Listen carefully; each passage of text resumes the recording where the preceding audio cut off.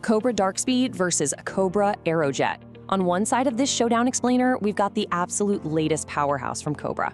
And on the other, its incredibly refined predecessor. If you're looking to upgrade the bag this season and finally stop bleeding strokes off the tee, you're probably weighing these two exact options right now. But does the newest, most expensive model actually put more balls in the fairway for you? Or are you just paying for a fresh coat of paint and some slick marketing? Today, we're putting these two head-to-head to find out which one actually makes sense for your game and your wallet. Welcome back to Golf Gear Showdown, the explainer, where we put real golf gear head-to-head so everyday American golfers can make smarter buying decisions. I'm Jake, the voice of the everyday golfer, and with me is Mike, our resident data guy. So picture this, you're standing in the golf shop, you've got both of these clubs off the rack, and you have to pick one. You want that explosive speed of the Darkspeed, but man, the Aerojet is sitting right there looking awfully tempting at its current price point. My buddy Dave literally texted me a picture from the pro shop yesterday asking if the new tech is actually worth the extra cash. It's the ultimate dilemma, Jake. And choosing the wrong driver head costs you way more than just money. It costs you confidence on the first tee. We have to cut right through the shiny marketing hype here. A jump in technology from one year to the next can look absolutely massive on paper or in a brochure, but we need to know if that actually translates to repeatable performance for the weekend player. Are we talking about a massive leap in tight dispersion, or is it just a marginal gain you won't even notice on the course? To keep this completely fair, we're battling through 6 specific rounds: distance, forgiveness, accuracy, feel and sound, price and value, and best fit. Make sure you stick around for round 5, by the way. It holds the biggest surprise of this entire battle and will totally change how you approach buying your next club. All right, let's get right into round 1, distance and primary performance. This is where we break down the raw numbers, the specs, and the design intent behind each of these heads. Everybody wants to hit it further, right? Both of these drivers are engineered with absolute speed in mind, but there's a real contrast in their core engineering.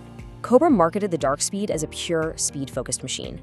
The updated face construction is explicitly built to maximize ball speed across a much wider area of the face. It's essentially a hotter face.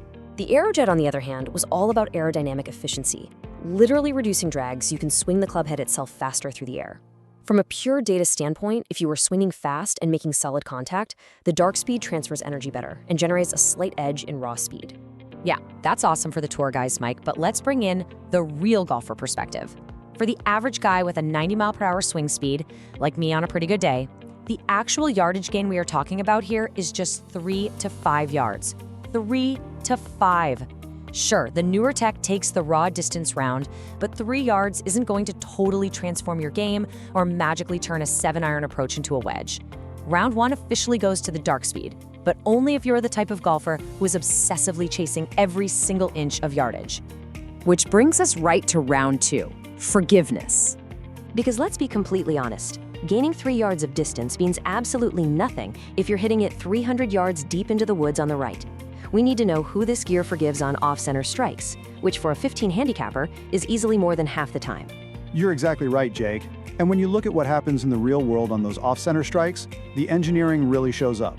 The Aerojet is inherently a very stable club, but the Darkspeed truly evolved the forgiveness factor. By shifting the internal weight more efficiently, Cobra increased the Darkspeed's MOI, moment of inertia. For the non-gearheads out there, a higher MOI simply means the club head resists twisting when you hit it out on the toe or thin off the heel. The Darkspeed just doesn't penalize you as harshly. The ball stays flatter and on a much more predictable line when your swing completely lets you down. So, round 2 goes to the Darkspeed. Okay, so the Darkspeed takes the first 2 rounds. But before you run out and swipe your credit card, round 3 is where this gets incredibly interesting. This next round is the one most average golfers completely overlook, and it might just be the most important round in this entire showdown. Welcome to round 3, accuracy and control. Distance and raw forgiveness are fantastic for surviving a bad swing, but accuracy is about keeping a good swing in the short grass over the course of an entire 18 holes. We're talking about shot shape, overall dispersion, and staying the heck out of the fairway bunkers. Exactly. There's a subtle but vital mathematical distinction between a club saving your worst strike and a club consistently delivering your average strike exactly where you aimed it. because the Darkspeed is engineered specifically for incredibly high ball speeds. Some players actually find that a slight mishit can result in a bit more wild spin compared to the older model. It can get just a little jumpy. Right, and that is why I absolutely love the Aerojet in this category. It doesn't try to do too much, it is incredibly predictable and remarkably stable through the hitting zone. I know a guy at my local Muni who actually switched from a hyper-fast, newer head back to the Aerojet just because he knew exactly what the ball was going to do every single time he teed it up. It's a really tight race.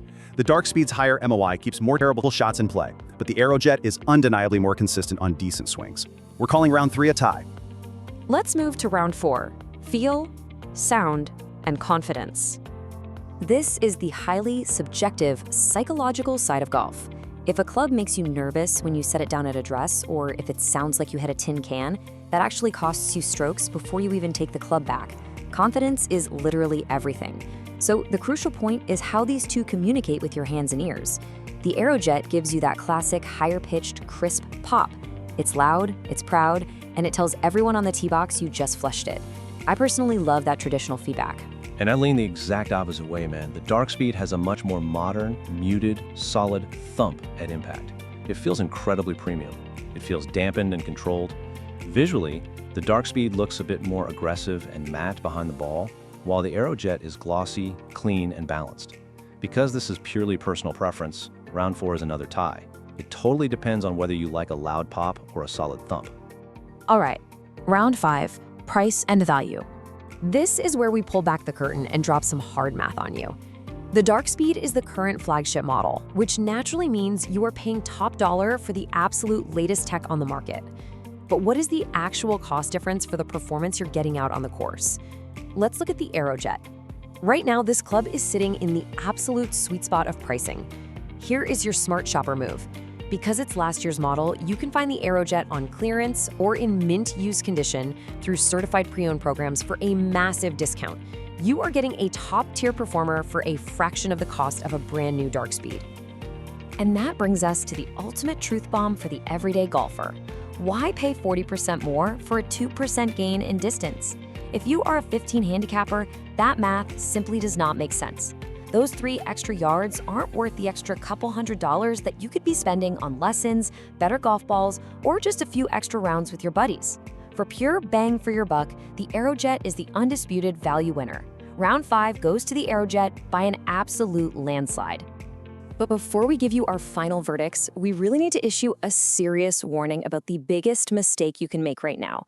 Do not buy a club based purely on the newest model hype. A driver is only better if it fits your specific swing profile. If you have a swing that naturally produces high spin, the hotter face of the Darkspeed might actually make your misses worse. Do not ignore the older tech just because it's a year older. Compare the value and look at the actual data. Welcome to round 6, Best Fit by Golfer Type. Now here is the part where we tell you exactly who should buy each one, and one of these answers is definitely going to surprise you. We're breaking down exactly which driver belongs in your bag based on how you actually play the game. Let's run through it. If you are a complete beginner and budget isn't an issue, the Darkspeed is the winner. That maximum MOI forgiveness is a huge help when you're struggling just to find the center of the face. But for the mid-handicappers, the guys shooting in the 80s and 90s, the Aerojet is your winner. It is the absolute best balance of value and playability. For the fast swing speeds above 95 miles per hour, Darkspeed is the clear choice. It takes all that intense energy and perfectly converts it into raw ball speed. And for our seniors and slower swing speeds under 85 miles per hour, that aerodynamic efficiency of the Aerojet is brilliant, and the lower price point makes it a total no-brainer. So let's lock in the honest truth recap for this showdown. The Darkspeed is an absolute beast. Its pros are raw ball speed, incredible MOI forgiveness, and a premium solid feel. The cons? You are paying a premium price, and the sound might be too muted for some players. On the flip side, the Aerojet offers massive value, incredibly predictable ball flight, and a crisp, loud sound. The only cons are slightly less raw distance and slightly less extreme forgiveness on your absolute worst hacks. If you want the absolute best overall performance and have the cash to burn, it's the Darkspeed. But if we have to pick one universal champion for the everyday, weekend American golfer, I am officially crowning the Cobra Aerojet the common sense winner. You're getting 95% of the performance for 60% of the price. Now we want to hear from you. What is your current handicap and what is your usual miss on the course? Is it a slice, a snap hook, Drop a comment below right now. Mike and I are going to jump in and personally help you pick the exact right gear for your game.